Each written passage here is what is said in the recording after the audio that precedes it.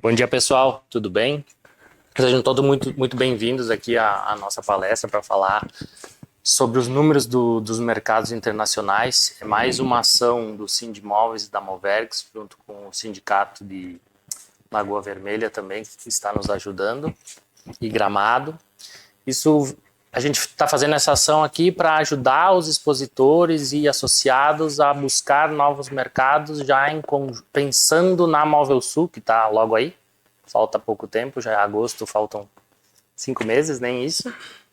E os mercados que a gente vai mostrar aqui vêm muito são os mercados que a gente está buscando importadores. Então, para nos ajudar a entender melhor esses mercados e ver o que a gente pode fazer para atender esses mercados. Muito obrigado pela presença de todos, para quem está no YouTube também nos acompanhando, e uma boa palestra para todos. Bom dia a todos, eu sou o Marcos. Agradecer a presença de todos aqui, agradecer o pessoal online aí também, né? E, enfim, eu vou falar um pouquinho, 40 minutos, a gente fica 20 minutos, ou 20 minutos ou mais, mas eu vou tentar fazer em 40 minutos, assim, a apresentação aqui. Talvez eu vá passar um pouquinho mais rápido, mas depois a gente volta em alguns temas aqui que eu comentar. A ideia aqui, primeiro eu vou mostrar o que está acontecendo desde 2010, assim, em termos de mercado internacional, principais exportadores, principais importadores, quem é que vem se destacando em termos de exportação, tá? Quem vem se destacando em termos de importadores, tá? Depois eu vou abrir um pouquinho o Brasil, aonde é que o Brasil está se posicionando, e aí eu vou selecionar alguns mercados ali do Brasil, para vocês observarem onde é que a gente está nos últimos anos, onde é que a gente vem se desempenhando melhor, tá? Mas eu puxei os 20 principais destinos da economia das exportações de imóveis do Brasil, até para olhar que tem alguns que a gente perdeu muito, tá? Que a gente tem que ficar de olho, que a gente se posicionava muito bem e a gente perdeu muito, tá? Mercado nos últimos tempos. Além disso, vou falar um pouquinho alguma coisa da estrutura de produção do México, da Itália, alguma coisa do Reino Unido, e depois vou falar do acordo, né? Do acordo Mercosul-União Europeia, tá? Puxar algumas coisas assim, datas para zerar tarifas, quais produtos que já estão zerados, quando é que vai começar a zerar a tarifa de alguns dos produtos de móveis, tá? Bom, então, vamos falar um pouquinho do comércio internacional, tá? Em termos de comércio internacional, a gente vê desde 2010 a China como... ali é a posição no ranking, tá? Depois eu vou abrir o market share para vocês verem quem é que ganhou, quem é que perdeu posição no ranking, para ver quem é que está posicionando no mundo em termos de imóveis, tá? A China, primeira colocada sempre, desde 2010, tá? Primeira colocada sempre. A gente vê a Polônia aqui, né? Olha, a Polônia era quarta, segunda, né? Só que ao mesmo tempo que a gente vê a Polônia ganhar, a gente vê a Itália e a Alemanha meio que perder. Ou seja, parte da Polônia é o que estava na Itália e na Alemanha, que foi para a Polônia e eles estão produzindo lá. Então tem essa movimentação de empresas dentro da Europa, tá? Então a parte do que está acontecendo ali é um movimento das próprias empresas ali dentro da Europa se concentrando na Polônia. Eu queria chamar a atenção num aqui, que é a Turquia, pessoal. Era 23º fornecedor mundial. Ela hoje está em... e foi... Em nenhum momento parou, né? 23º em 2010, 13º em 2015, 10º em 19, 7º hoje, né? O crescimento dela é 6,8, cresceu mais que a China, na verdade. Cresceu mais que a China, as exportações de imóveis, isso é em dólar, tá? Só deixa eu comentar em dólar, porque não tem como juntar móveis em quantidade, porque são tamanhos diferentes, são estruturas diferentes, é diferente. Eu trabalho com a Bicalçados, que é o pessoal de calçados, a Associação Brasileira da Indústria Calçadista. Calçados é fácil de contar, porque é calçados, né? Tu conta tantos pares, né? Móveis é muito difícil contar, assim, tá? A gente vê aqui Holanda, pessoal, Holanda, isso aqui é um hub, a gente chama de hub, então é onde muitas vezes as exportações são direcionadas para lá e ele só reorganiza na Europa. Então ele vai sempre aparecer ali, de alguma forma, com uma posição relativamente alta, mas é hub, não quer dizer que tem produção lá. Tá? México, sexto, perdeu posição no ranking. Né? Aqui em 2024, a gente não tem o mundo fechado 25 ainda, por isso que a gente não conseguiu fazer o mundo, mas o Brasil a gente tem 25, daí quando entrar especificamente do Brasil eu fecho. E o Brasil era 29º, tá? E ele pulou para 26º, ganhou três posições ali. O que eu quero chamar a atenção é uma coisa que me assustou um pouco, tá? Por que o 19 está aqui? Porque o 19 é o pré-pandemia. Então a gente pegou o valor, quanto é que eram as exportações mundiais de imóveis no pré-pandemia, tá? Então o mundo exportava 172 mil milhões, bilhões. 173 bilhões de dólares. Veja que a gente está exportando menos, o mundo. 134 bilhões de dólares. Ou seja, o comércio internacional de imóveis da pandemia para cá não retornou ao que era no pré-pandemia. Que é um movimento meio que... Na verdade, a gente começou a ver desde a crise de 2009 um fechamento, né? As economias começaram a ficar muito mais mercado interno, diminui o comércio, mas a pandemia parece que aprofundou isso. Tá? Então, o comércio internacional de imóveis, na verdade, não cresceu, caiu. Se a gente olhar 19, 24. Tá? Entre os importadores, entre market share, porque vocês estão vendo agora só posição, tá? O que está acontecendo em termos de posição. Só que é óbvio, quando tu começa a olhar assim, entre 2010 e 2024, cresceu 1% ao ano o comércio internacional em dólar. Só que a China cresceu 3,7%, né? Então ela ganhou market share. Ela ganha market share. E ela ganha bastante market share. Tá? Ela ocupa mais ainda do que ela já tinha. Ela sai. Ela tinha 28% do market share em 2010, 42% do market share em 2024. Ou seja, vamos dizer assim, a cada 10 dólares que o mundo comercializa de imóveis, 4,2 são os chineses que estão exportando. Tá? Ou seja, a gente teve um momento que a China sumiu do comércio internacional, que foi exatamente depois da pandemia. Por causa, eles ficaram mais tempo fechados que o resto. E foi muito mais severo o lockdown lá, né? Só que parece que quando eles voltaram com uma força muito maior. Assim. Eles voltaram do tipo, não, agora eu vou reorganizar e vou reocupar o que eu tinha. Tá? A gente vê a Polônia ganhando share e todos os outros perdendo share. Né? Ou seja, esse processo de concentração nos chineses, né? Nas exportações mundiais nos chineses. Isso ficou claro quando a gente pega quantos por cento, porque isso aqui é um índicezinho que a gente trabalha, que a gente vê se está concentrado ou se está diversificando o mercado ao longo do tempo. Então a gente pega os 3 principais exportadores, então a gente está pegando ali China, Polônia e Itália, e somando quanto que eles representam do comércio mundial. Então 56, veja como concentrou aqui, ó. Era 45 em 10, então os 3 principais exportadores representavam 45, 49, 46, 56. Só que qual é o detalhe aqui? Essa concentração maior em 3 principais fornecedores, né? Ela acontece porque a China ganha market share. Porque se vocês forem ver, quem puxou essa maior concentração foi a chinesa, viu? Ele puxou a maior concentração ali. Né? Os outros não tem. A Polônia um pouquinho, mas foi os chineses que puxaram essa concentração. Ou seja, cada vez mais concentrado neles o comércio internacional.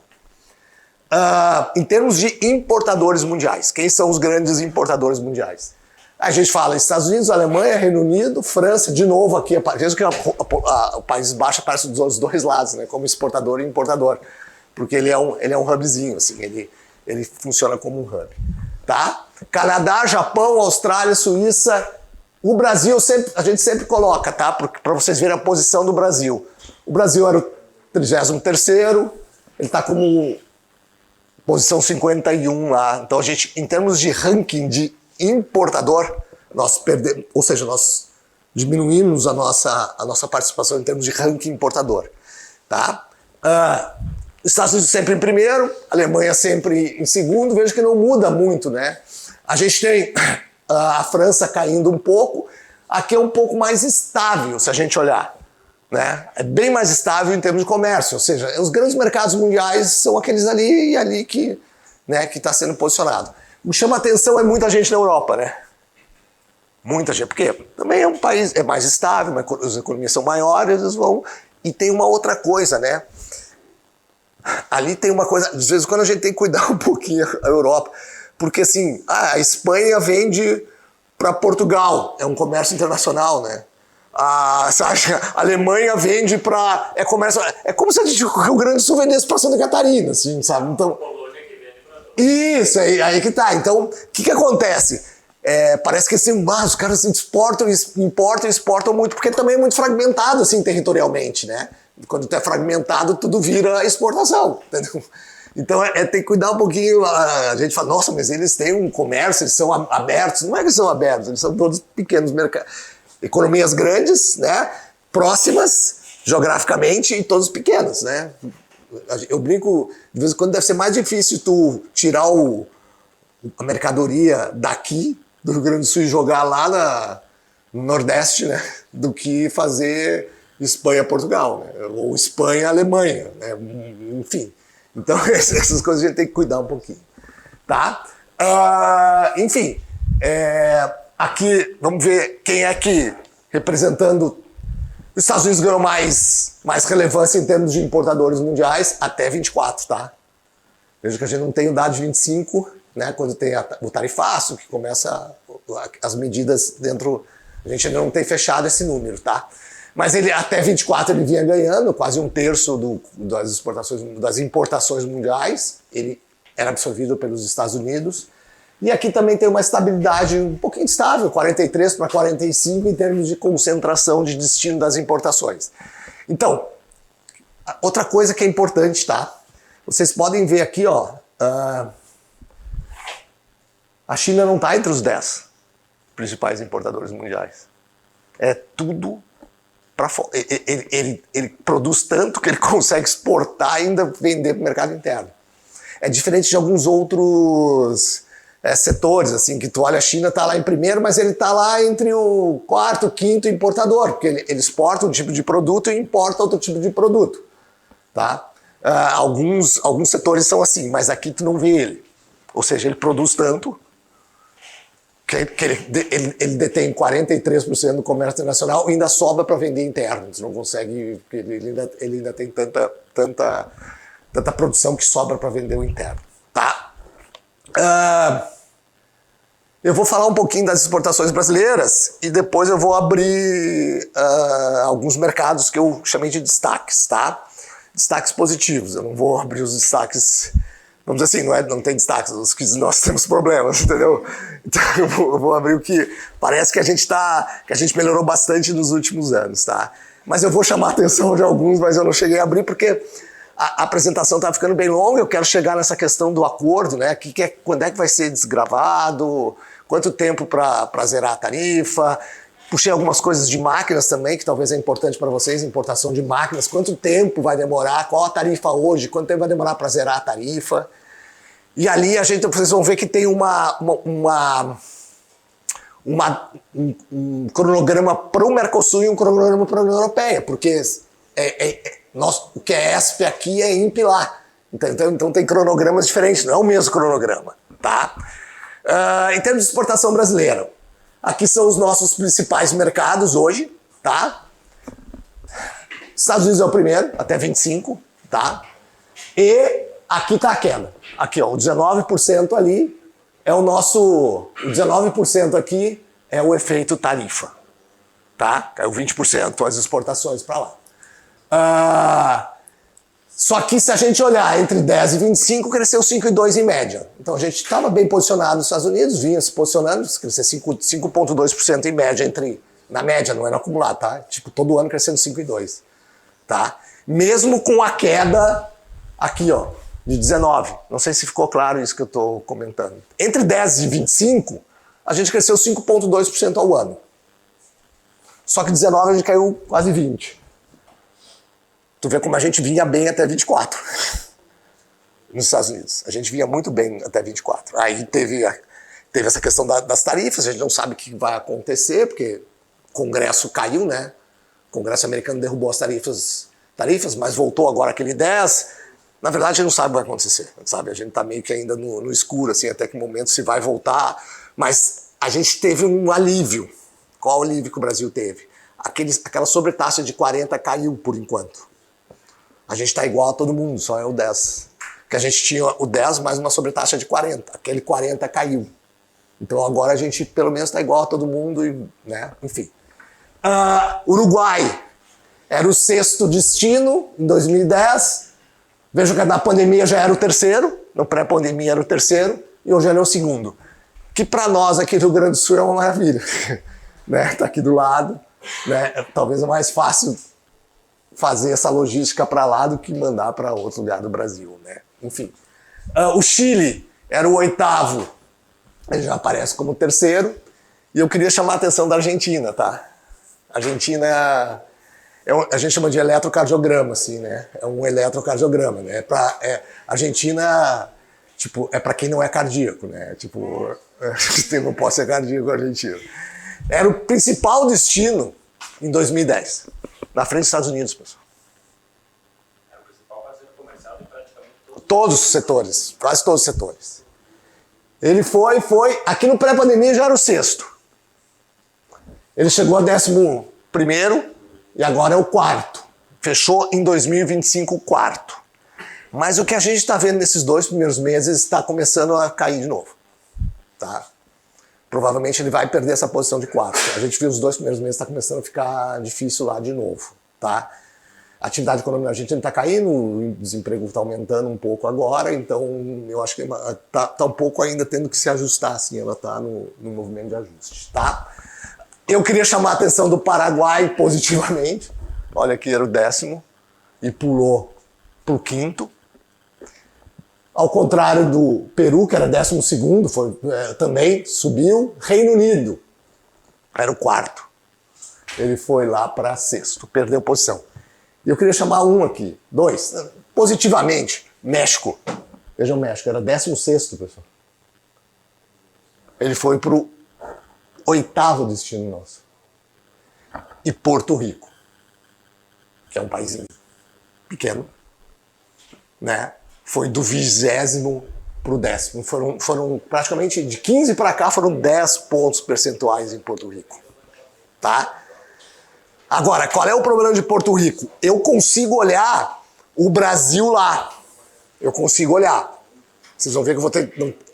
Porque Porto Rico é Estados Unidos, né? É um território dos Estados Unidos. Eu consigo olhar como o Brasil está lá. Eu não consigo olhar como os outros países estão lá, porque entra como importação dos Estados Unidos. Entendeu? Na estatística mundo, Porto Rico está dentro dos Estados Unidos. Então eu não vou conseguir abrir assim, quem é que está no... Não adiantava eu abrir os Estados Unidos, porque não vai ser o Porto Rico, tá? Porque, então a gente não abriu, como a gente abriu para os outros, as estatísticas de comércio. Porque se eu entrar nas estatísticas de comércio Porto Rico, ele nem puxa. Ele vai, isso aqui é Estados Unidos, tá? Muito bem. A gente cresce, a gente exportava 748 milhões, era 693 no pré-pandemia e a gente vai para 762. Veja que a gente foi melhor que o mundo. O mundo estagnou, na verdade, o mundo caiu.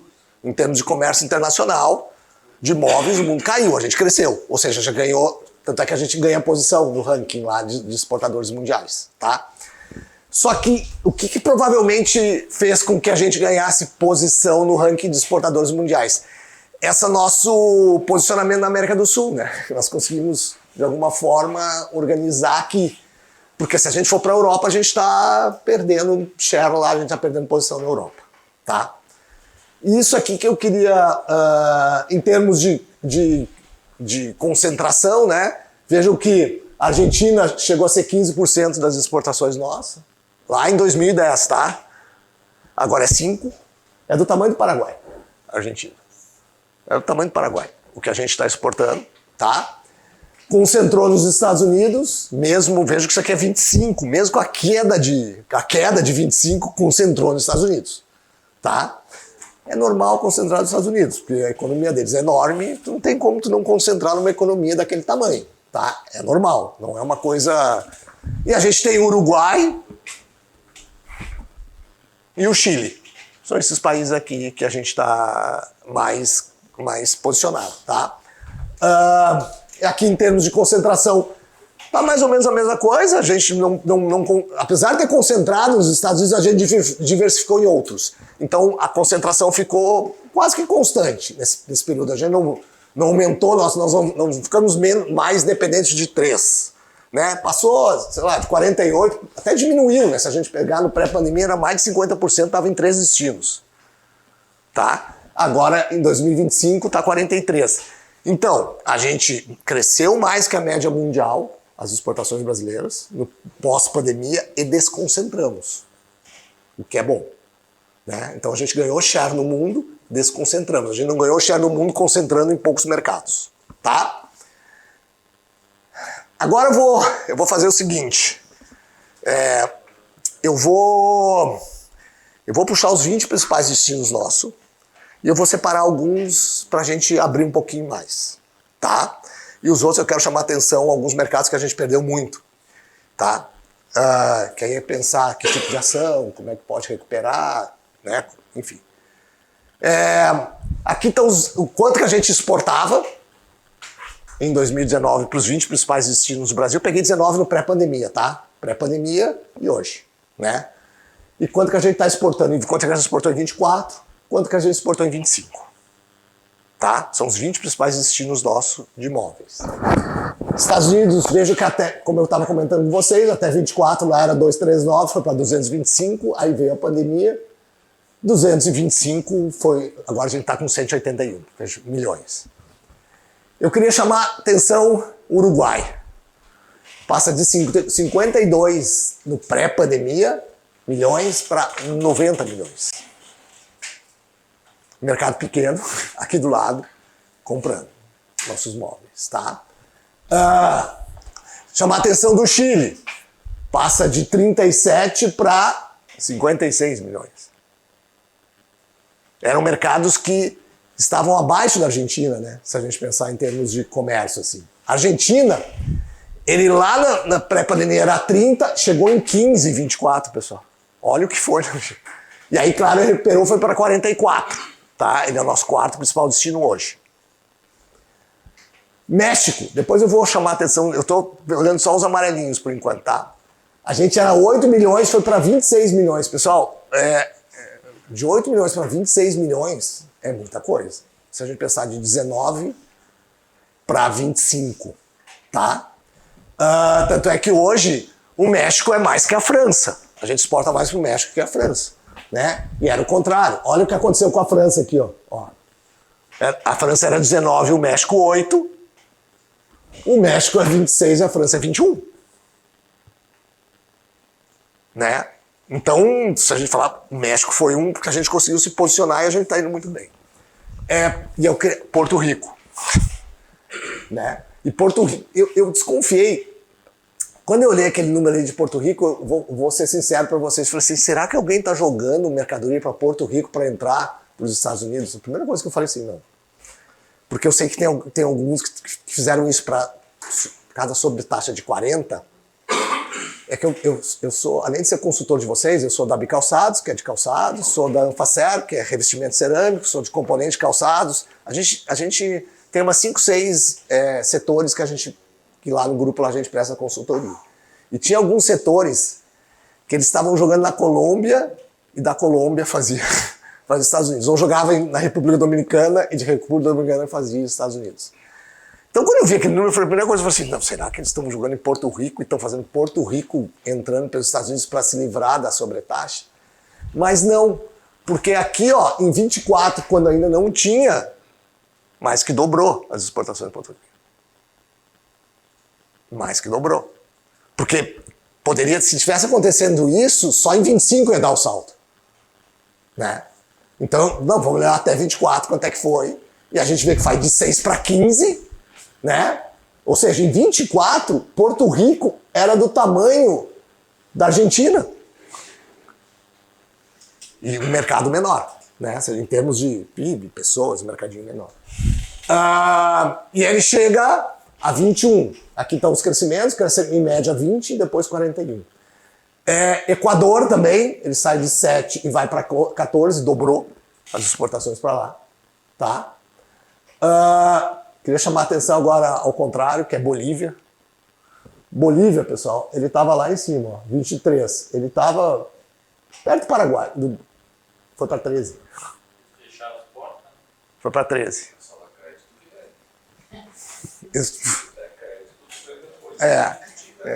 É isso. Aí, então tem que ver como. Tá vendo que solução tem. Entendeu?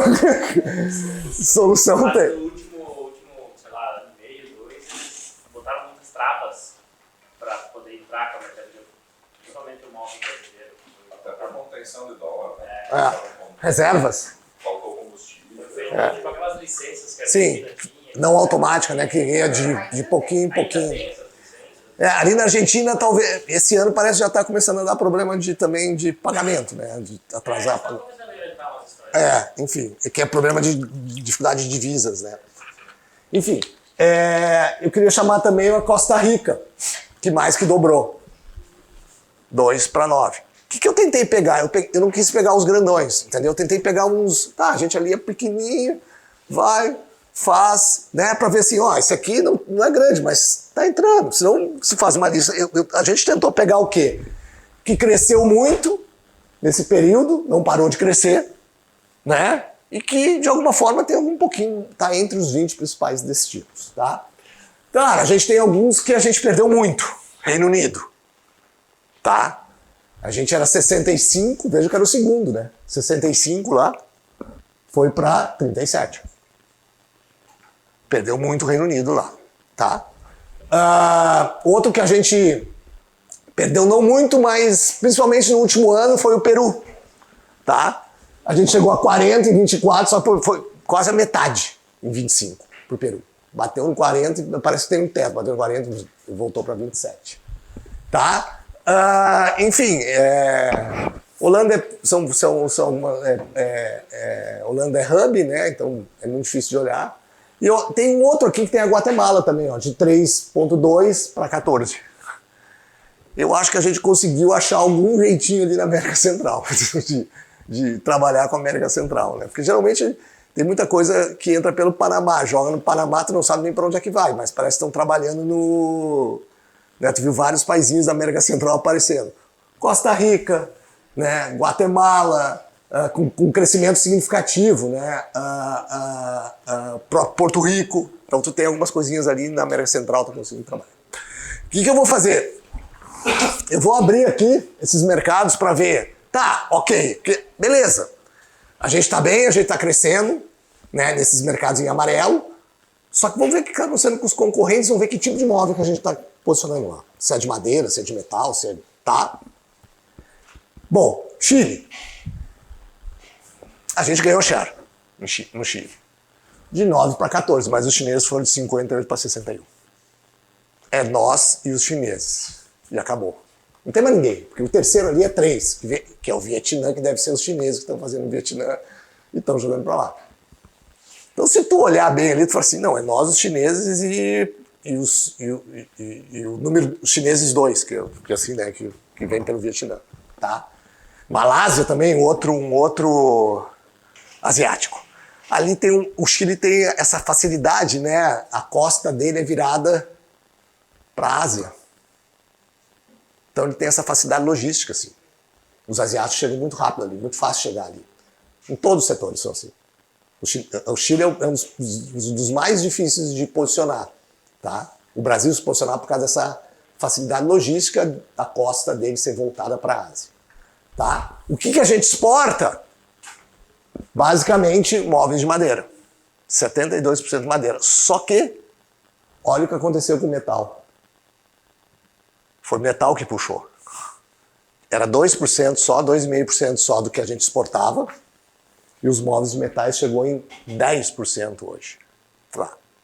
Então, madeira perdeu relevância e metais melhorou no Chile. Então, provavelmente, boa parte, porque se vocês olharem é o seguinte, ó, cresceu 7,2 aqui, tá vendo? Ó? Entre 2019 e 2020, 25, cresceu 7,2. Só que 37 foi móveis de metais. Eu não... Em valores absolutos? É 10% de 410 aqui, ó, mais ou menos. Um pouquinho... 10% de... Aqui, voltar aqui. É 10% do 56 ali, tá vendo? Ó? Em torno de 6, vamos falar. Tá? Em torno de 6 milhões, tá? Costa Rica, que é ali na região da América Central. Nós ganhamos 1,2%, tá? Mas os chineses ganharam. É que, assim, ó, pessoal, se a gente ficar olhando os chineses, sempre vai dar um, tipo assim, um desespero. Tipo assim, não tem como. Os chineses...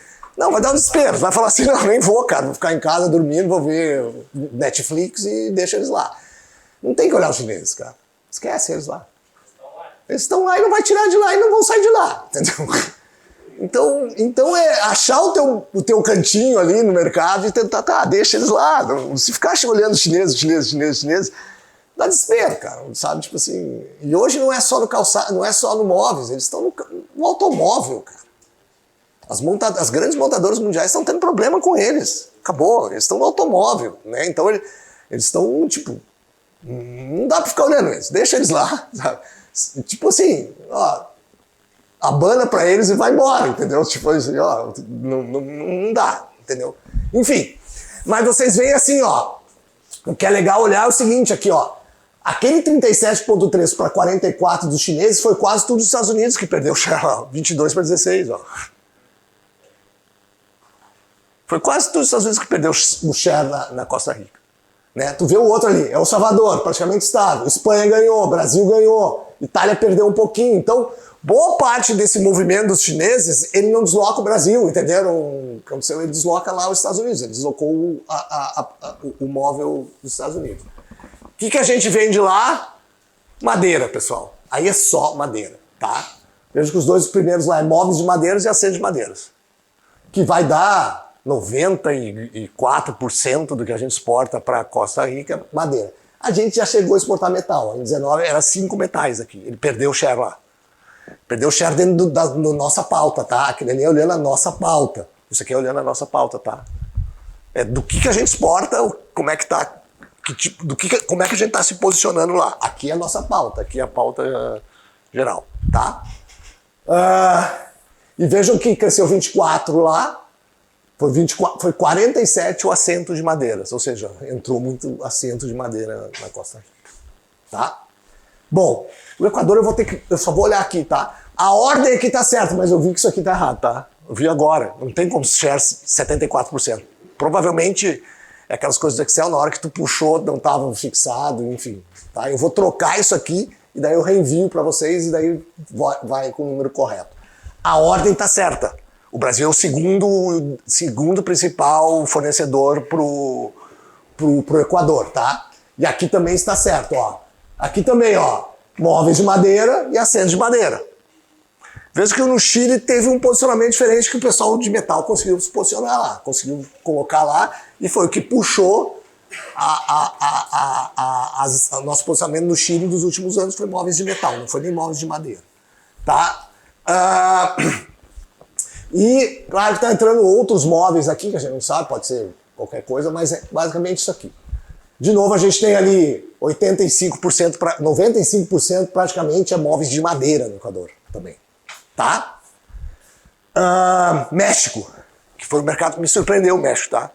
Do tipo assim, a gente está se posicionando, porque é muito difícil, os outros setores reclamam muito do México, assim, cara, é muito difícil posicionar, porque eles têm uma indústria grande, eles são nossos competidores, o mercado interno, a indústria deles consegue de alguma forma fornecer, então é mais dificilzinho de posicionar o México. De novo, né? De novo, não olhem eles, cara. Os caras tinham 20, 30% de mercado no México, os caras têm 57%. Será que isso aí não tem a ver com entrar ali para depois jogar para os Estados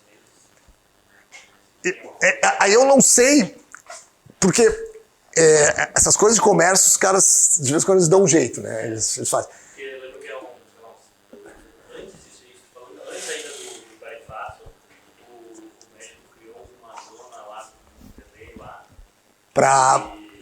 Mas olha só. as maquilas. Sim, mas mesmo sendo uma. Ir para lá, fazer um pouquinho do produto Mas pra gente olhar assim, made in México, ele tem que fazer alguma coisa. Ele pode fazer um negocinho lá. Ele pode estar levando quase todo o móvel, bota só um pedacinho lá e fala assim, tá, agora leva pra lá e vira made in México, tá? Pode ser, tá? Um pouco deve ser isso aí. Deve ser, pode ser. Porque é demais, se tu pensar, né? E olha os Estados Unidos lá, ó, de novo, 42-17 no México. Mas olha o Vietnã também, que é o terceiro. 1,9 para... Os caras saíram da China e foram para lá. Tá?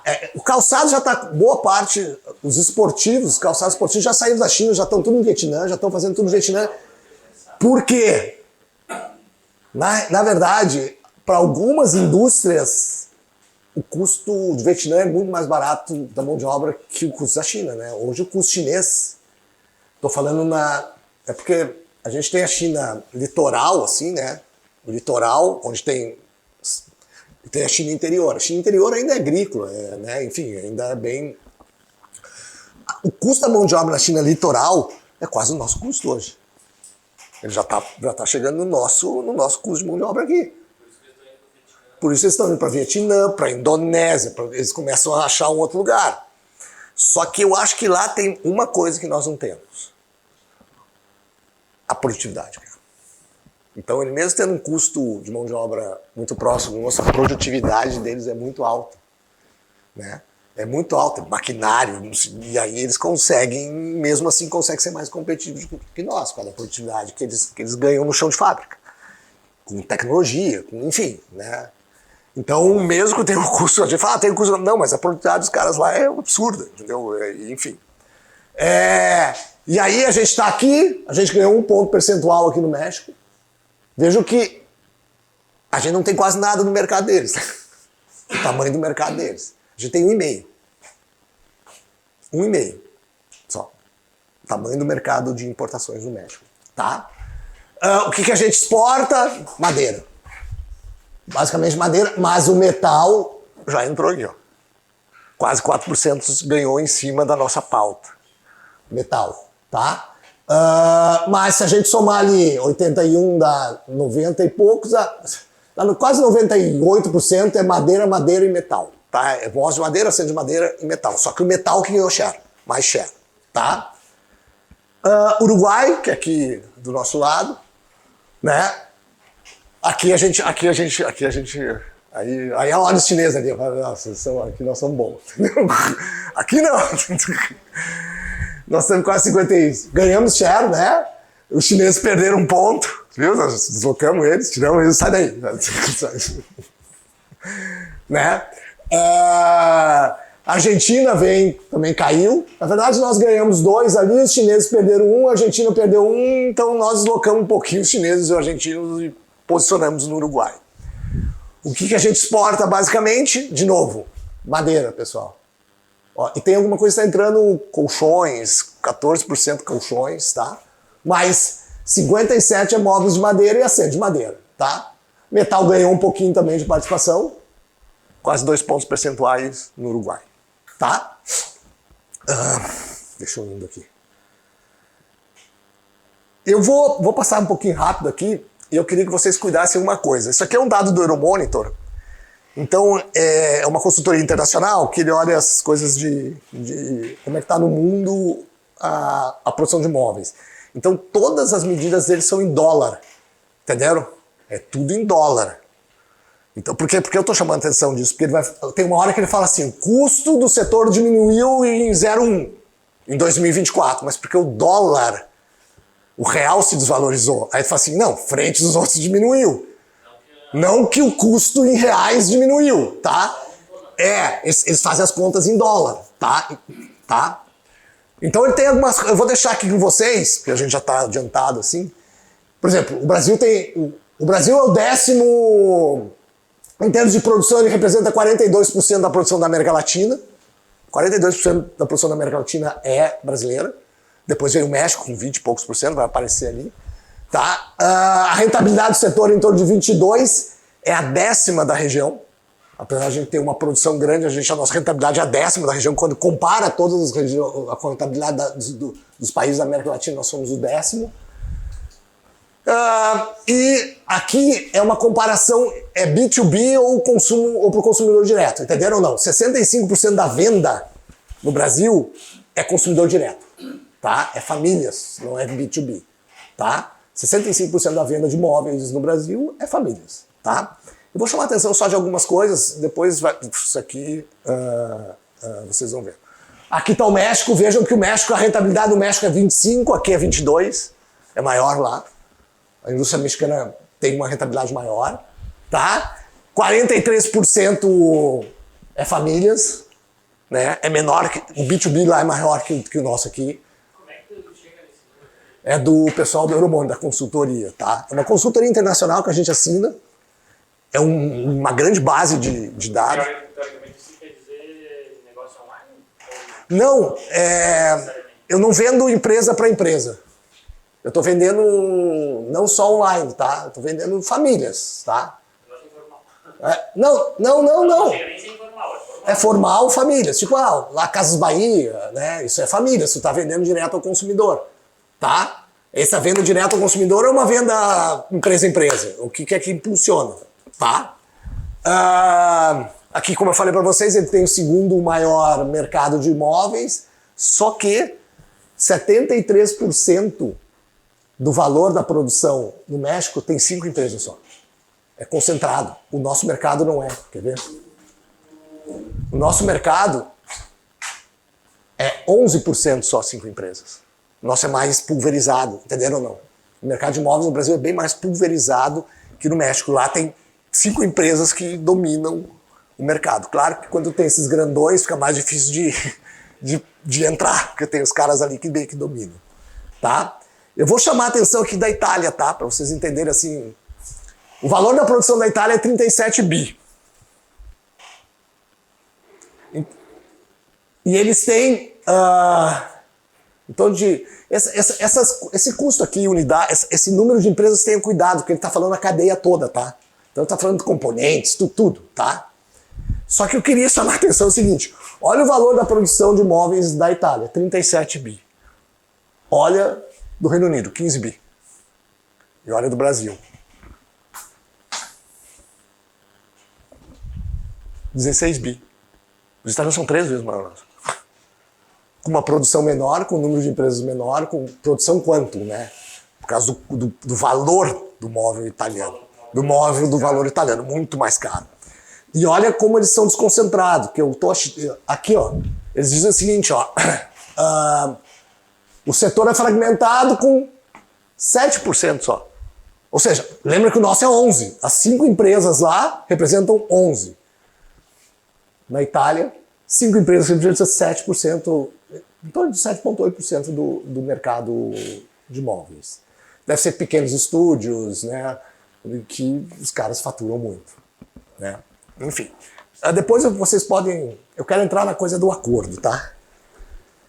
É o seguinte, o acordo, na verdade a gente está vendo agora assinado, funcionando, né?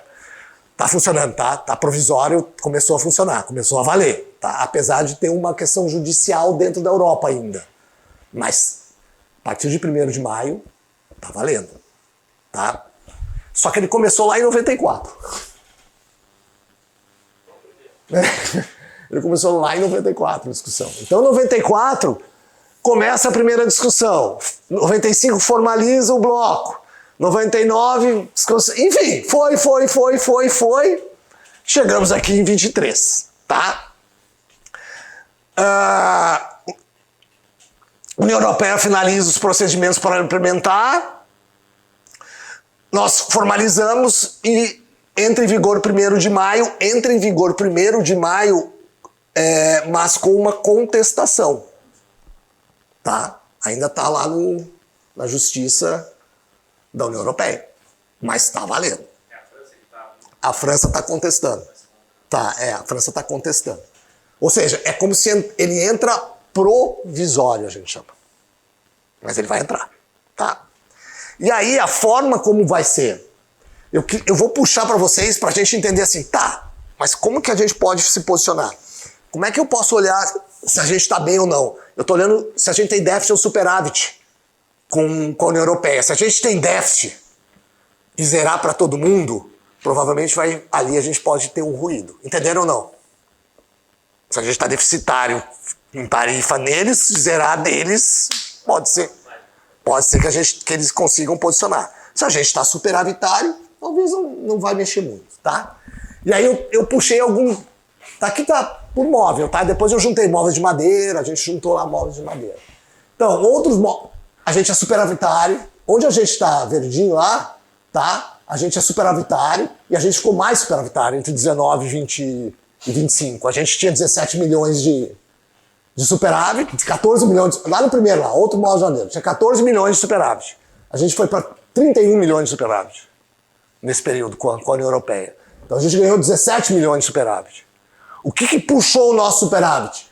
16 milhões de exportação e caiu as importações da União Europeia aqui em 1 milhão. Entenderam a lógica? Não. Porque daí a gente começa a ver, tá, a gente tem superávit por quê?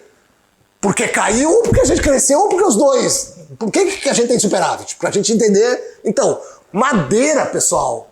Cara, madeira não tem jeito. É nosso. Até porque eles não devem ter um insumo madeira lá, né? Enfim, madeira, vocês vão olhar madeira, quase tudo a gente é superavitário e a gente está super bem, tá? Aonde a gente tem um déficit também não é grande, quer dizer, não é que não seja muito significativo, tá? Móveis de plástico. Móvel de plástico a gente tem um déficit, e sempre foi déficit e aumentou esse déficit. Provavelmente deve ser uns móveis super... Né, mas os móveis de plástico a gente tem um déficitzinho lá, tá? Assim, é 12 milhões. A gente, olha só, a variação das importações foi 12 milhões. E a nossa variação das nossas exportações lá foi 28 milhões. 28 mil. Aqui pode ser móveis de plástico. Tem que ver o que os caras estão fazendo lá. A gente só traz assim umas luzes para depois vai lá, tá, deixa eu ver o móvel de plástico, quem é que tá fazendo, tá? Isso aqui fica, deixa eu só juntar quando a gente junta, tá? Olha o madeira, no total geral a gente tem superávit, ó, 14 milhões aqui. Mas quem puxa o superávit é esse cara. 59 vem de lá, tá? E a gente tem o estofado, isso aqui foi uma coisa que me chamou a atenção, tá? A gente tinha um superávit lá em 19 de 2 milhões, e em 25 nós não exportamos estofado e nem compramos estofado da Europa. Não entrou, nós nem para lá e nem para cá, não tem na base, tá? Parece que zerou, tipo assim, estofado a gente não comprou. E era isso que eu tava falando para vocês. Estão vendo que o déficit aparece aqui, ó, maior assim, móveis de plástico, tá? Bom, ok, né? Madeira não tem como, tá? Madeira, enfim. E agora a gente vai ver o tempo que leva para implementação e desgravar. A gente tem 6 categorias para desgravação, tá? Do Acordo da União Europeia. Tem uma categoria que a gente chama lá de bens industriais, que uma parte dos códigos vai ser na hora, ou seja, 1º de maio acabou, é zero, isento e acabou. E outra parte dos códigos vão demorar 10 anos. Então vai no momento da implementação do acordo, até 10 anos. Eu peguei só os códigos de vocês, tá? Se precisar outros códigos, me vê mais esse, eu tenho, porque essa tabela a gente tem. Essa tabela saiu agora em março, 26 de março, que o MDIC é o Ministério do Desenvolvimento, né? Disponibilizou as tabelas com os tempos, tá? Então tá por código, a gente tem por código, códigozinho lá. Vocês vão ver que a gente já vai abrir uma tabela que tem um código lá de vocês, tá? Vinhos e destilados, todos eles é 12 anos. Então, os vinícolas aqui tá tudo certo. Então, tem 12 anos para até zerar a conta, tá? Aqui vai ter 12 vinhos, destilado. Vai mudar até o acordo. Pode ser que até lá mude tudo. Aquela coisa que está sendo na justiça entre, aí para, volta. Tem 12 anos, tá? vinhos e destilados. Autopeças de 10 a 15, carro a combustão 15, veículos elétricos 18 anos para zerar. E novas tecnologias de 25 a 30 anos, tá? Novas tecnologias é essa coisa de solar, sabe? Tá? Muito bem. Vamos lá. E aqui tá a forma. A gente tem algumas categorias, tá? 0, imediato. Vocês vão ver que vai aparecer porque quando aparece assim o código, vai aparecer lá o código, o nome e o tempo, em que classificação que ele tá. Se tá no 0, se tá no 4, se tá no 7, se tá no 8, se tá no 15. Tá? Que é o tempo. Então, se o SH tá no 0, é imediato. Se o SH tá no 4, são 5 etapas. E aí é 4 anos, 7 anos, 8 etapas. Estão vendo ou não? Então, aqui são 5 anos, 8 anos, 9 anos, 11 anos, 16 anos. Não, desculpa. 4 anos, 7 anos, 8 anos, 10 anos, 15 anos. São 8 etapas. Então são 8. E como é que isso é feito? É assim, ó. Imagina o seguinte. Vou pegar um da categoria 4, tá? Da categoria 4, que é esse aqui, ó. 5 etapas. Então tem 1, 2, 3, 4, 5. Tá? Vamos imaginar que era 20% na etapa 0, que é no imediato, já 20%. Entenderam ou não? Depois. Era 16, tá vendo? Ó? Ele bota 20% e 16 vai para 12. Entenderam a lógica? Não. Depois é 40, então é 40 sobre isso aqui vai para 8. Cada ano vai reduzindo um percentual no percentual. Entenderam? Tá? Aí 60 sobre 8, aí, no quarto ano ele zerou. Entenderam ou não? Então essa é a lógica. Tá? De todos esses vai ter uma lógica assim. Se são 7 anos, são 8 etapas. Tá? Aí vai ter o quanto que vai sendo em cada uma das etapas. Tá, beleza. Vamos ver aqui. Cronograma União Europeia. Nós lá. Entenderam ou não? União Europeia. Nós lá. O cronograma deles, tá? Depois eu vou olhar eles aqui. Ao contrário, tá? Aonde tem a marquinha aqui, é que a gente pegou inteiro, tá? Aonde tem a marquinha aqui, ó, é vocês. É código de vocês. Onde está essa setinha? Isso aqui não é código de vocês, tá? Mas a gente pegou a tabela inteira para não ficar cortando a tabela, fica feio, tá? Então a gente pegou, por exemplo, assento giratório de altura ajustável. Ele já é 0. Então ele está no 0, na categoria 0. Então quando entrar o acordo, acabou, já está 0 a 0. Entenderam ou não? Tá? Assentos formatáveis em cama, jardim, já é isento. Tá vendo? Então, quando entrar o acordo, já está isento, é 0. Assentos de bambu ou rotim, é 5 e 6 hoje. Vai demorar 4 anos para zerar. Então, é aquele... Entrou o acordo, 20% em cima de 5 e 6. Então, 1º de maio já vai ter um desconto ali. Ficou claro, pessoal, ou não? Beleza. E aqui estão todos os códigos de vocês. E eu queria chamar a atenção uma coisa. Pessoal, a grande maioria é isento, cara. E para 9403, ali, que é mais... 9403. É para estar na outra tabela, tá? Alguém quer ver alguma coisa no 9401 aí? Depois vocês vão ficar com essa apresentação, tá? Opa, eu saí aqui da... Tá. Os 03 estão todos aqui, ó. Armários, móveis de metal, secretário. Tá vendo, ó? Tudo isento já. Não vai mudar nada. Nada. Nada. O acordo. 5000 e também 9403, 5000, que é o 9403. 9403. Não, que já tá o 90. Deve estar. Qual é que é o código? Mas tá tudo ali, ó. É tudo de imediato, ó. Ou tá. Basicamente, ou já tá isento ou vai ser de imediato. Vai zerar na hora que entrar o acordo. Entenderam ou não? Tá tudo. Ó. Categoria de desgravação. Zerado. Então isso aqui tudo vai sumir, todas as tarifas. Tá bem, pessoal? Ok? Aqui tem mais, ó. 9403, 30 armários, tudo aqui. Móveis de bambu, tá vendo? Esses móveis de bambu aqui, assentos, eles estão na categoria 4. O resto tá tudo na categoria 0. Entenderam a lógica, não? Eu acho que eles juntaram tudo e falaram assim, não, isso aí já vai... Porque uma boa parte já tá isento, ó. E a tarifa é 2,7, já tem uma tarifa baixa. Tá? Ficou claro? Tudo bem? Muito bem. Agora vamos ver o contrário. Pode falar. Falando ali da União Europeia, né, além disso, já está dizendo, então não vai gerar nenhum benefício para nós, mas tem uma regra lá. Não tarifária. Um acordo, que é uma regra não tarifária, que as indústrias daqui vão ter que melhorar o tipo da chapa. Ah, sim, aí é uma não tarifária. O formaldehído, não sei o quê. Então, na verdade, nós vamos ficar menos competitivos.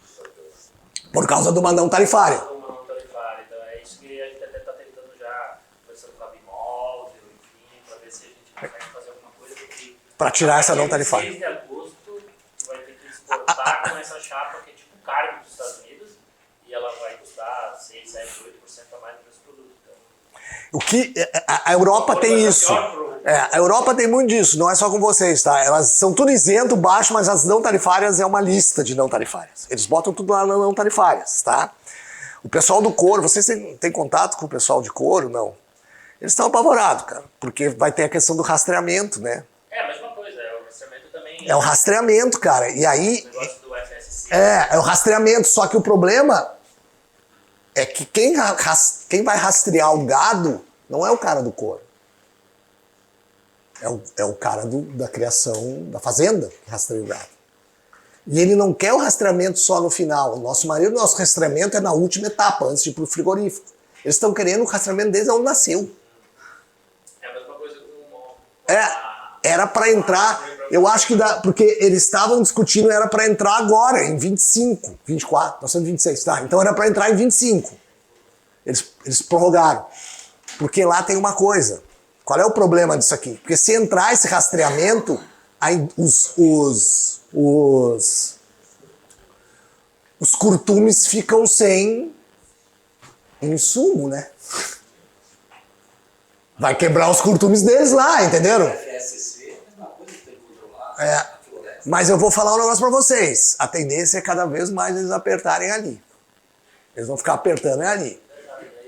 Cada vez mais apertando ali. Eles vão apertar sempre ali, na questão do meio ambiente. E é ali que a Europa vai ficar apertando cada vez mais ali. Tá? Enfim. O pessoal do couro conseguiu, por quê? Porque o pessoal dos curtumes se juntaram. Falaram assim, se vocês fizerem lá, a gente não tem couro aqui pra curtir. E aí vai quebrar a indústria de curtume italiana. Né? Enfim. Cronograma Mercosul. Vou pegar os mesmos códigos, tá? Eles aqui. Lembre o seguinte, o E não mexe. Esqueci de falar isso pra vocês. O E não mexe. Agora tem. Não, agora tem. Deles aqui agora. Tem o E. O E é isso aqui, ó. O E tá fora, ó. Produtos e categorias estão excluídos de qualquer preferência tarifária. Tá fora. Esse vai ficar o que tá lá. Tá? Não, tem aqui. Quando eles virem pra cá, tem E. Tá? E o que são os E's? Os E's é tipo assim, não vai mexer. Assento transformador em cama de madeira, esses caras aqui é E, ó. Tá vendo, ó? Quanto que é a tarifa? Aí tem de cada mercado, tá vendo, ó? 18 para todo mundo. E esse aqui vai ficar 18. Entenderam a lógica do E, não? Não mexe. Vai ficar 18. Tá? O assento giratório de altura ajustável de madeira, 15 anos, ó. 15 anos? 15 anos. Deixa eu ver o 15 lá, o que é. Porque o 15 tá na outra. 15 anos, ó. 6,3% ao ano. Então, cada ano, ele vai descontar 6,3% da tua tarifa. Então, quando entrou, dá um desconto de 6,3% ali. Vai demorar 15 anos para zerar. Aqui, a entrada deles aqui. Entenderam a lógica agora? Tá? Então, vejam aqui que é 15, 15E, tá? Depois eu vou mostrar as máquinas, né? Aqui também tem muito E, ó. É tudo 15, 15E ou 10. E as nossas tarifas chegam a ser 35, ó, pessoal. Na Argentina é 35, aqui 18, 18. Tá vendo? É, aqui é muito mais alto lá. Só que aqui não tem não tarifária. Lá tem não tarifária. Que de vez em quando é pior que a tarifária. É quase impeditivo as não tarifárias às vezes, tá? Enfim, a parte de assento é E, móveis de metais é 10. Então é entre 10, 15 e E. Tá? Ok? Olha lá, ó. 15, tudo E, ó. Móveis de madeira do tipo para escritório, é E. Tá? Então tá. Depois vocês. Mas eu só queria, né? Enfim. Máquinas. Que pediram para dar uma olhadinha em máquinas. Tá? Eu acho, assim, mas é uma questão minha. Eu acho que as nossas tarifas de máquinas são muito altas. E isso impede um pouco o ganho de produtividade no chão de fábrica. Tá? Por isso que o pessoal do Sindicato falou, dá uma olhada ali nas máquinas para ver o que está acontecendo. Tá? Então a gente puxou alguns códigos de máquinas, mas tem outros códigos aqui, ó. Máquina serra madeira cortiça, lá em cima, tá vendo? Ó? Tem vários códigos aqui. Aí se faltar algum, a gente pega lá e... Tá. Então, por exemplo, máquinas para frisar para trabalho de madeira, cortiça, osso, borracha, é 14%, pessoal, a tarifa no Brasil. É zerado no Paraguai e no Uruguai. É zero. E 14% no Brasil. Na Argentina é 2% essas máquinas. A nossa é a maior tarifa para entrada de máquinas. 10 anos para desgravar, para zerar. Entenderam a máquina? Tá? Então vai demorar 10 anos ainda para zerar, tá? Todas elas, tá vendo? Ó? Tudo 14, ó. Olha a diferença de tarifa nossa para os vizinhos aí, de máquinas. Olha a diferença, tá? E tudo 14, tá? Tudo 10 anos, tá? Aqui tem outras máquinas de vocês também. Tem uma que não vai zerar. Máquinas, ferramentas para escatelar madeira, cortiça, comando numérico. Eu não... Enfim, eu sou especialista das máquinas. Enfim, mas vocês estão vendo aqui, ó. É 10, é tudo 10 ou não zero. Mas a maioria é 10. E a nossa tarifa vai ser maior que os mil. Tá? Nós somos protegidos dos dois lados, né? Nós somos protegidos, enfim, tá? Eu acho que é isso, foi. Não, passei do horário. Tá, desculpa. É que era muita coisa. Eu agradeço, eu vou mandar o material depois, então se vocês quiserem olhar ali certinho, se precisar de um outro código, a gente pega lá, a gente manda um outro código ali para a questão da isenção. Mas assim, o que me parece, a gente não vai ter o que tem lá da União Europeia, o que tem nosso lá, já está quase isento e já está, não vai estar muita diferença, né? Eles aqui vai demorar 10 anos. Eu acho que a gente tinha que ficar mais de olho nas máquinas, né? Tipo assim, quando eu vou ter desconto e ter acesso a máquinas com melhores e coisas e tal. Porque vocês veem que a nossa tarifa é muito maior que do Uruguai, do Paraguai, do próprio da Argentina. Né? Quando que a gente vai conseguir ter acesso a máquinas, custo de capital mais barato, né? E melhor, né? Enfim, acho que é isso. Dúvidas, perguntas...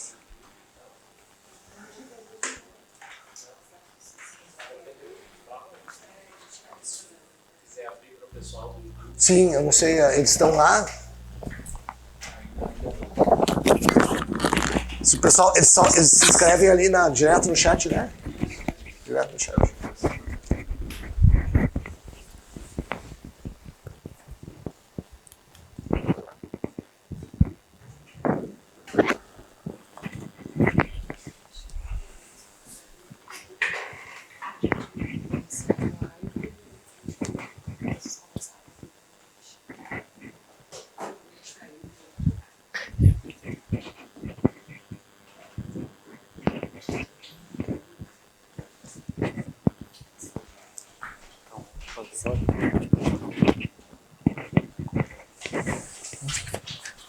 Queria agradecer então ao Marcos aqui, pro pessoal que está no YouTube, se quiser fazer perguntas aqui, a gente tem tempo ainda, tá disponível para responder.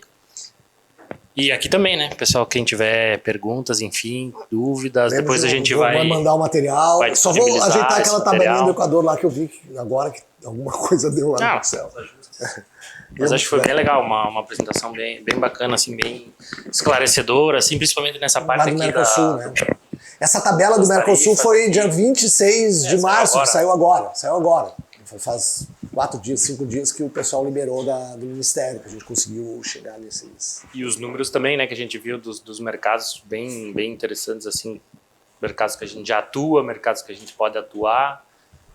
Esses mercados que ele mostrou, a gente está trabalhando para convidar importadores desses mercados, principalmente daqueles dos amarelos ali, para estarem conosco na Móvel Sul, para a gente poder fomentar mais negócios. Apareceu alguma pergunta aí? Se tivermos que escolher 2 mercados para focar, quais seriam? Aí depende do tipo de empresa, né? Exportação é uma escadinha. Quem exporta, né, sabe, ela tem que começar nos mercados mais próximos, né? Tipo, se eu nunca exportei, minha primeira exportação, faz o Uruguai, entendeu? Porque se der qualquer problema na tua exportação, é fácil tu resolver, né? Qualquer problema que der, eu resolvo. Eu vou ali e dou um jeito. Então, depende do nível de empresa, né? Se os caras já exportam para América, boa parte da América do Sul, aí daqui a pouco ele começa a pisar. Não, mas agora eu vou tentar ali alguma coisa na França, que tem um mercado grande. Aí tu começa... Então, depende muito da maturidade da empresa na exportação, né? Então é como se fosse uma escadinha, né? A gente brinca, quanto mais exporta, mais tu vai exportar e mais vai aprender, e aí mais vai exportar, mais vai aprender.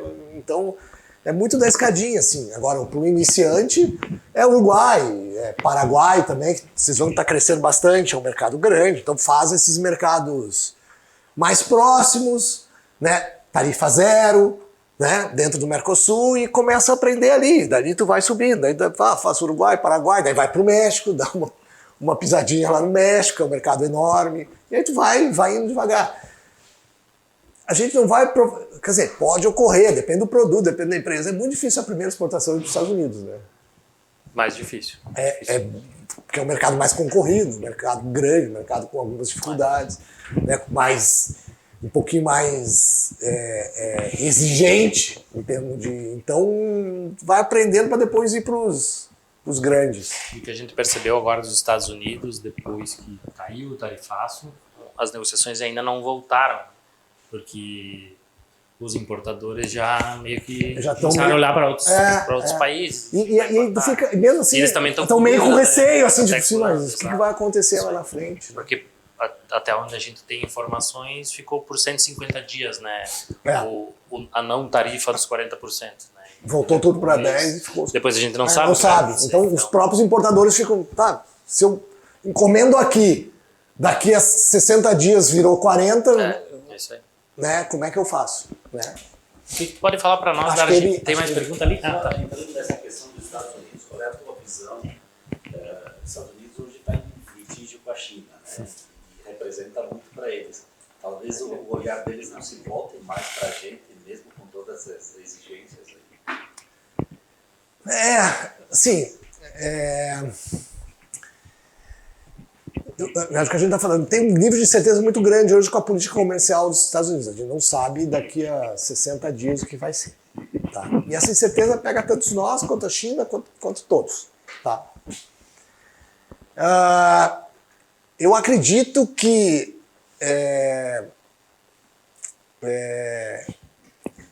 eles estão com esse litígio com a China. Provavelmente isso abre um pouquinho lá as portas para nós, mas a gente sempre tem que pensar que o negócio é privado, né? O negócio é privado, né? Por mais que tu, em termos governamentais, tu tem mas quem faz o negócio é privado, né?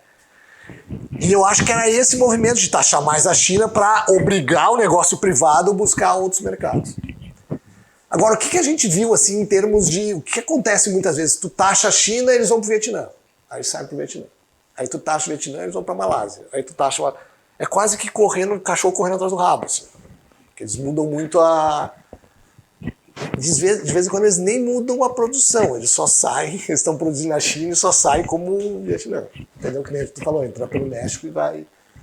Então, essa coisa de tu tentar travar em comércio exterior, uma parte fica. É como uma peneira, né? Uma parte fica, mas uma parte ele vai achar um jeito. Comentei com vocês, nós estávamos travados, tinha setores que estavam fazendo pela Colômbia. Tinha uns 40% jogava na Colômbia, da Colômbia fazia para lá, jogava na República Dominicana, da República Dominicana fazia nos Estados Unidos. Porque tu acha um caminho, tu tenta achar um caminho para se livrar daquela barreira tarifária. O que a gente viu nos calçados foi isso, tá? Eles travaram a China e o Vietnã explodiu. Aí tu vai travar o Vietnã, daqui a pouco vai na Malásia. E ele vai mudando, ele vai mudando, ele vai mudando rapidamente, assim. Então, eu acho que tem uma oportunidade, não vou dizer que não tem uma oportunidade, mas a gente não vai substituir toda a China, entendeu? Parte eles vão fazer por outro lado. Parte vai vir de outro lado. Que a gente só vai descobrir lá na frente que eles estão fazendo por outra forma. Mas abre uma porta, tu tem razão, do tipo assim, uma parte nós podemos beliscar lá, mas não tudo, porque uma parte eles vão fazer por outro lado. Tem perguntas no YouTube? Não? Até desse gancho que tu falou sobre a China, o levantamento que tu apresentou, que ela tem um crescimento exponencial em todos os anos, em comparação com os outros países. Um dos fatores que tu mencionou foi a produtividade do país. Eu queria que tu abrisse falando sobre outros fatores que influenciam esse crescimento comparado Da China? Isso. Pessoal, eu acho que não é... Claro, tem o que a gente chama de chão de fábrica, né? O produtividade do chão de fábrica funciona, tudo certo, tudo correto. E eles têm várias ZPEs lá, né? As zonas de processamento e exportação, com uma logística absurda, né? Quantas ZPEs a gente tem aqui, pessoal? A gente só tem em Manaus. Eles têm várias zonas de processamento e exportação, tem ZPEs lá, várias ZPEs lá. E a gente não conseguiu montar ZPEs, a gente montou uma e deu, entendeu? E a estratégia dos chineses foi essa, montar as ZPEs, atrair as empresas para lá, exportar e depois organizar o mercado interno, né? Foi isso que ele fez. A partir das ZPEs, imagina, custo, não só o custo dentro da empresa, que é menor por causa da produtividade, o maquinário, né? Tu tem um custo fora da empresa também que é bem menor que o nosso aqui, né? Que a gente chama da porta para fora. Né? Porque tu tá dentro de uma ZPS, tu tem uma coisa logística, tu tem um imposto mais barato, pode importar e, né? Tu tem todos os benefícios de ZPS. Então, a China, para mim, tá organizada. Tá organizada não, ela foi se organizando para se posicionar do jeito que eles se posicionaram. Montaram os ZPS, atraíram a força de trabalho do campo para a cidade. Eles foram fazendo escalonado, assim. Processozinho, assim. E hoje está aí. E eu não vejo volta, entendeu? Claro que eles não vão a vida inteira ficar com 43% lá do mercado. Uma hora bate no teto, eles também. Uma hora eles batem no teto, né? A gente fala assim, o Vietnã nunca ele vai conseguir ter 40% de mercado do Vietnã, porque o Vietnã é pequeno, é um país pequeno, então ele não vai ter gente para fazer tudo aquilo. Uma hora ele vai bater no teto. Sim, aí quem é que vai, né, trabalhar? Aí tu já está olhando a Índia ali do lado, que é uma enorme, país enorme, né? Que tem os problemas culturais ali ainda, mas pode ser que a Índia surja. Em revestimento cerâmico eles já são pisos de azulejos, assim. O indiano já está dominando. Então ele pode começar a trabalhar. A Índia tem a África ainda, né? Então, a gente tem processos assim que vão ocorrendo e que, é claro, só que substituir os chineses ali, aqueles 40%, 40 e poucos por cento, e não é só aí, calçados é isso, sabe? É tudo. Parece que ele tem uma capacidade, parece, de produzir tudo, entendeu? Tipo, eles são tão grandes que... E aí tem essa questão, a produtividade dentro da fábrica e fora dela. Tu tem todo um arranjo que é para exportar. A empresa já se posiciona lá e já tá lá, já tem toda uma facilidade para se posicionar no comércio internacional. O asiático sempre foi assim, né? O Japão foi assim, a Coreia foi assim, e a China é assim. Só que a China, o tamanho da China para o tamanho do Japão, tu fala assim, o Japão é uma marolinha, a China veio um tsunami, né? O tamanho deles, né? A capacidade, o tamanho da economia, da capacidade de produção dele, né? Quando teve o Japão lá nos anos 80, 90, já foi tipo, né, o mercado americano de automotivo ficou meio assustado com os japoneses, né? O eletroeletrônico vinha muita coisa do Japão, né? Mas não foi, é um mercado, é um país pequeno, então ele tem ele não gera um... Agora o chinês sim, né? É um mercado muito maior, que não fez muito diferente dos japoneses, tá? Eles fazem tudo meio igual, assim, o posicionamento deles, né? Eles preparam as empresas, absorvem empresa internacional, preparam as empresas domésticas, montam as zonas de processamento deles lá, atrai mão de obra barata no primeiro momento e depois eles estão posicionados, né? A gente não consegue fazer isso aqui no Brasil, sabe? Tem vários fatores. Se a gente sentar aqui, a gente vai ficar o dia inteiro falando por que a gente não consegue fazer no Brasil. Mas eles fizeram. E não é de hoje, eles estão fazendo desde os anos 90, eles vêm se preparando assim, tá? Né? Eles aparecem a partir dos anos 2000, mas eles já estão se preparando lá desde os anos 90. Né? Por quê? Porque é um processo, né? Não é de uma hora para outra que vai conseguir fazer isso. Tu pode falar um pouco para nós sobre a Argentina? A Argentina é o mais difícil de falar. É. Né? Mas é um mercado que tá... É. Mostrou ali, né? Já está em quarto nas importações. Ele foi o primeiro, chegou a ser 10º ano passado, 2024, ele foi 11º e ele voltou, tá? Argentina, eu acho que nós temos a questão da Argentina é a mesma questão da Colômbia, lá, da Bolívia, desculpa, é divisa, tá? Eles estão no limite com divisa, né? Eles não têm divisa, né? E aí tu começa a ter problemas de pagamento, né? Eles não têm divisa, eles não têm reservas, né, internacionais para pagar. Por quê? Tu até pode exportar, o cara vende internamente, mas quando ele vai te pagar, fala assim, não vai ter dólar aqui para me converter, né? E qual é o problema lá, pessoal? E foi uma coisa que eu estava vendo, vocês também, o ano passado cresceu absurdo, assim, 100 e tantos %, tá? Acho que tinha duas questões. A base era fraca, sim, porque caiu muito em 24, aí 25 sobe demais, e tu gera um déficit muito grande no comércio. E como é que tu vai pagar esse déficit?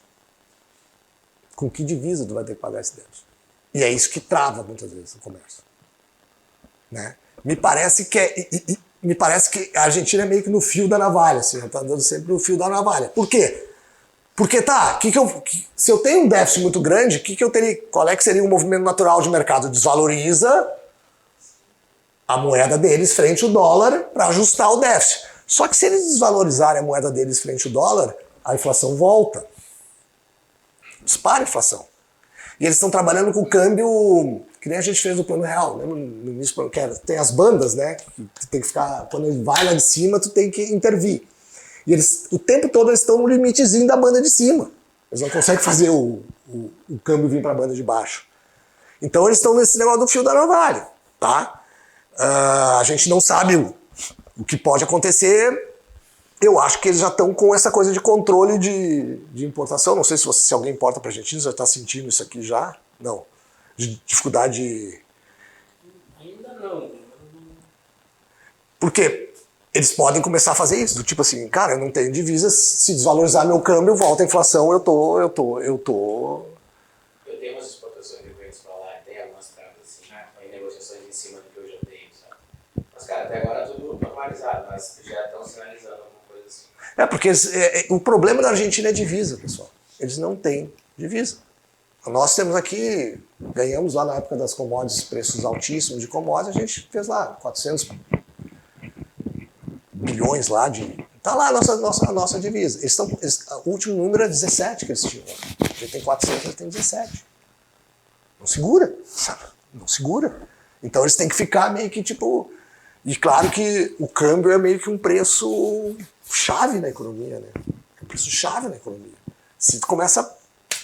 O real, a moeda argentina começa a se desvalorizar, vai ter um repique na inflação, se tiver um repique na inflação, vai diminuir a atividade econômica, e aí tem a bola de neve.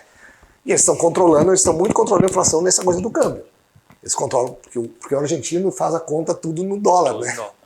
Então, se ele vê que a moeda dele se desvalorizou, o que ele vai fazer? Corre pro dólar e aí sim, aí que a coisa perde controle. Tá? Então, eu acho que ali é o problema. Tá? Tem que ficar olhando o que está acontecendo com as divisas dele. Se o câmbio for começar a disparar, vai vir problema. Tá? É olhar o câmbio, eu olho sempre o câmbio ali, né, gente? Beleza. Pessoal, alguma outra pergunta? Não? Então tá bom. Vamos encerrando por aqui. Agradecer o Marcos aqui. Agradeço vocês. Obrigado pela muito bom parceria. Os números. Tá? Muito legal. Muito obrigado. Encerrando no YouTube também. E é isso, pessoal. Muito obrigado. Agora, dia 16 de abril, às 8h30, teremos uma outra palestra aqui sobre exportação, sobre cenários e estratégias. Se inscrevam também para dar continuidade às ações da Móvel Sul, que está quase aí, de 17 a 20 de agosto. Obrigado, pessoal.